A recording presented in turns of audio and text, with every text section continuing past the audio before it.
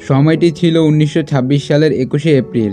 ব্রিটেনের রাজা ষষ্ঠ জর্জের ঘরে জন্ম নিয়েছিল এক সৌভাগ্যবান কন্যা শিশু। শিশুটির নাম রাখা হলো এলিজাবেথ আলেকজান্ড্রা ম্যারি। কে জানতো এই শিশুই হবে একদিন বিশ্বের ক্ষমতাধর শাসকদের একজন।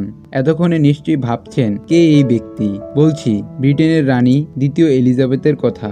ব্রিটেনের নারী ও বিশ্বের সবচেয়ে ক্ষমতাধর শাসক রানী দ্বিতীয় এলিজাবেথের জীবন বৃত্তান্ত নিয়েই সাজানো হয়েছে আমাদের আজকের ভিডিও।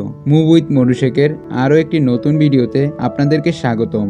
জন্মের পর এলিজাবেথ ঘরোয়া পরিবেশেই বড় হতে শুরু করেছে। মারিয়ন ক্রফোর্ডের তত্ত্বাবধানে এলিজাবেথের ঘরোয়া পরিবেশে শিশু শিক্ষার ব্যবস্থা শুরু হয়। এলিজাবেথ নিজ বাড়িতেই শিক্ষাগ্রহণ করেছেন।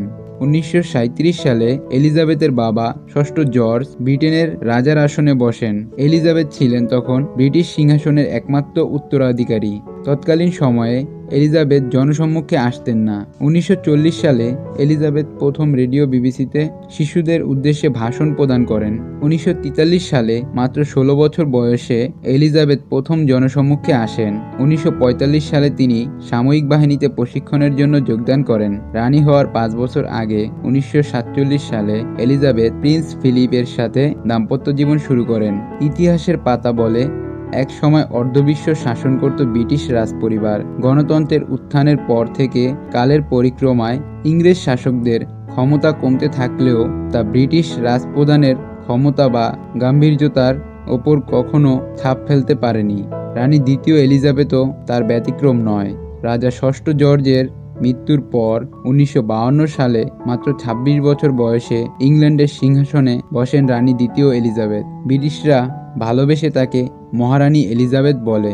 গণতান্ত্রিক দেশ হবার কারণে নামমাত্র মহারানী হলেও ইংল্যান্ডের রাজপ্রধান হিসেবে রানী এলিজাবেথের রয়েছে কিছু বিশেষ ক্ষমতা যা বিশ্বের অন্য কোনো ক্ষমতাবান ব্যক্তির নেই। সচরাচর এই ক্ষমতা ব্যবহার না করার কারণে অনেকেই তা জানে না। বর্তমানে ইংল্যান্ড গণতান্ত্রিক দেশ হলেও সেখানে মহারানীর শাসনকার্য চালিত হয়, যা অন্য কোনো গণতান্ত্রিক দেশে সম্ভব নয়।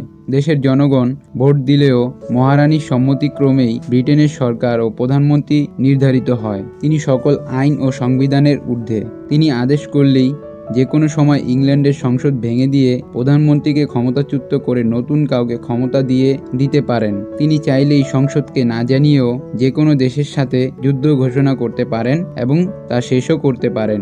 ব্রিটিশ সরকার চাইলেই কোথাও পারমাণবিক বোমা নিক্ষেপ করতে পারবে না। শুধুমাত্র রানীর আদেশেই পারমাণবিক বোমা নিক্ষেপ করা সম্ভব। তিনি এসব কিছু অর্জন করেছেন প্রজ্ঞার বলে। যেহেতু রানী আইনের ঊর্ধ্বে, তাই রানীর ওপর আইন প্রয়োগ করার ক্ষমতাও কারো নেই। তাই তিনি অপরাধ করলেও তার কোনো শাস্তি হবে না। এমনকি বিশ্বের যে কোনো দেশে তিনি কোনো অপরাধ করলেও তার ওপর কেউ আইন প্রয়োগ করতে পারবে না। মহারানী এলিজাবেথ পৃথিবীর একমাত্র ব্যক্তি যার কোনো দেশে ভ্রমণ করতে পাসপোর্ট লাগে না। রানী ছাড়া রাজপরিবারের বাকি সবাইকে পাসপোর্ট ব্যবহার করতে হয়। এলিজাবেথ রানী হওয়ার পর থেকে এখন পর্যন্ত পৃথিবীর বিভিন্ন দেশে 95 বার ভ্রমণ করেছেন কোনো পাসপোর্ট ছাড়াই। এছাড়া রানীর গাড়িতে কোনো নম্বরপত্রের প্রয়োজন হয় না। এমনকি তিনি ড্রাইভিং লাইসেন্স ছাড়াই যে কোনো দেশের গাড়ি চালাতে পারবেন। মোট কথা, মহারানী এলিজাবেথের কোনো প্রকার পরিচয়পত্রের প্রয়োজন নেই। লাইসেন্স না থাকলেও রানী ভালোই গাড়ি চালাতে জানেন। রানী এলিজাবেথই একমাত্র রাজকীয় মহিলা যিনি দ্বিতীয় বিশ্বযুদ্ধে সরাসরি অংশগ্রহণ করেছিলেন। মহারানী এলিজাবেথ শুধু ইংল্যান্ডের রানী নয়, তিনি অস্ট্রেলিয়া, নিউজিল্যান্ড, কানাডা সহ আরও 12টি দেশের রানী। রানী চাইলে যে কোনো সময় অস্ট্রেলিয়ার প্রধানমন্ত্রীকেও ক্ষমতাচ্যুত করতে পারেন। ঐতিহাসিক পরম্পরা অনুযায়ী তিনি গ্রেট ব্রিটেনের সকল সামুদ্রিক সম্পদের মালিক। এছাড়া ব্রিটেনের সাগর সীমা, তিমি ও ডলফিন এবং টেমসের শাখা নদীর সকল রাজহাঁসের মালিক হলেন রানী এলিজাবেথ। মহারানী এলিজাবেথ কোনো প্রকার কর দিতে বাধ্য নন, তবে রানী হওয়ার পর থেকে ব্যক্তিগত উদ্যোগেই তিনি নিয়মিত রাজ্য কর দিয়ে আসছেন। তিনি পৃথিবীর ইতিহাসে সবচেয়ে বেশি সময় ধরে ক্ষমতায় থাকা রানী। তিনি একটানা 70 বছর সিংহাসনে ছিলেন।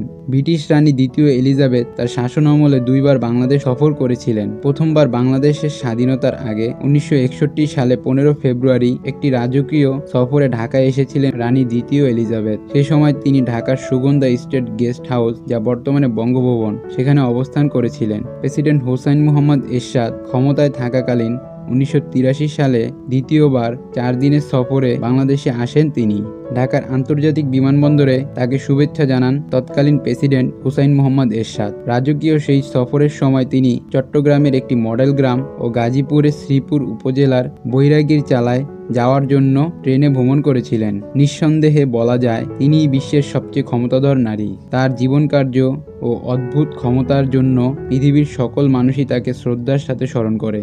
দীর্ঘ 70 বছর ব্রিটিশ সিংহাসনে ক্ষমতায় থাকা অবস্থায় রানী দ্বিতীয় এলিজাবেথ 2022 সালের 8 সেপ্টেম্বর মৃত্যুবরণ করেন। প্রিয় দর্শক, রানী এলিজাবেথের বৈচিত্র্যময় জীবন সম্পর্কে জেনে কেমন লাগলো তা লাইক কমেন্ট করে জানিয়ে দিন। আমাদের ভিডিওগুলো ভালো লাগলে চ্যানেলটি সাবস্ক্রাইব করে বেল আইকনটি বাজিয়ে দিন।